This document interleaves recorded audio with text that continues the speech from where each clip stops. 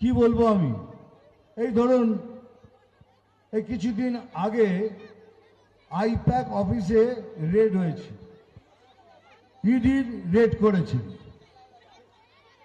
এই যে ভাই, এই যে ও ভদ্রলোক মশাই, আপনি বসুন।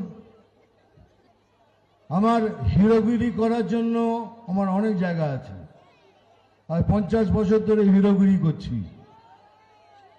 তো এখানে এসে তো হিরো হতে আসেনি, এখানে এসছি আমার ভাতারের ভাই বোন বন্ধুদের সাথে দেখা করতে, আপনাদের সাথে কথা বলতে, আপনাদের কিছু বোঝাতে। আর সেটা কি বলবো আমি, এই ধরুন এই কিছুদিন আগে আইপ্যাক অফিসে রেড হয়েছে, ইডির রেড করেছে। এই যে ভাই, এই যে ও ভদ্রলোক মশাই, আপনি বসুন।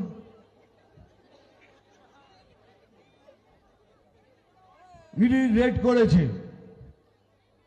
ইডি মানেই বিজেপি নয়, সিবিআই মানেই বিজেপি নয়, এটা একটা অন্য সংস্থা।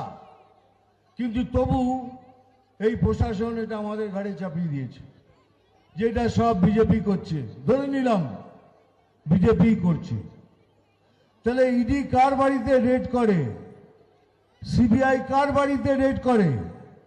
যারা চুরি চামারি করে তাদের বাড়িতেই রেড করে। আপনার বাড়িতে রেড করেছে? আপনার এখানে কারোর বাড়িতে রেড করেনি তো? তাহলে বেছে বেছে তাদের বাড়িতেই রেড করেছে যারা কিছু না কিছু পাপ করেছে অথবা দুর্নীতি করেছে। এখন হচ্ছে রেড তো করলো হঠাৎ, আমাদের রাজ্যের সব থেকে বড় যিনি, উনি অফিসে ঢুকে গেলেন, ঢুকে গিয়ে ল্যাপটপ কম্পিউটার ফাইল যা ছিল সব কিছু হাবড়ে ভাবড়ে নিয়ে চলে এলেন। আমার প্রশ্নটা হলো, আপনি কেন নিয়ে গেলেন? আপনার কিসের ভয়? এগুলো নিয়ে যে গেলেন, আপনার কিসের ভয়? কেন নিয়ে গেলেন এগুলো? তো তিনটে প্রশ্ন আসছে আমার মনের মধ্যে। প্রথম প্রশ্ন, আপনি বলছেন খেলা হবে, বড় খেলা হবে। বুঝলাম বড় খেলা হবে। বড় খেলা হবে মানে কি?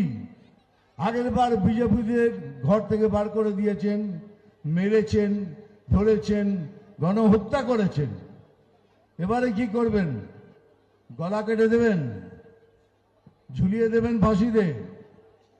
যখন খেলা হবেন বলেছেন, তবে মনে রাখবেন এবার একা খেলবেন না, আমরাও আপনার সাথে খেলব।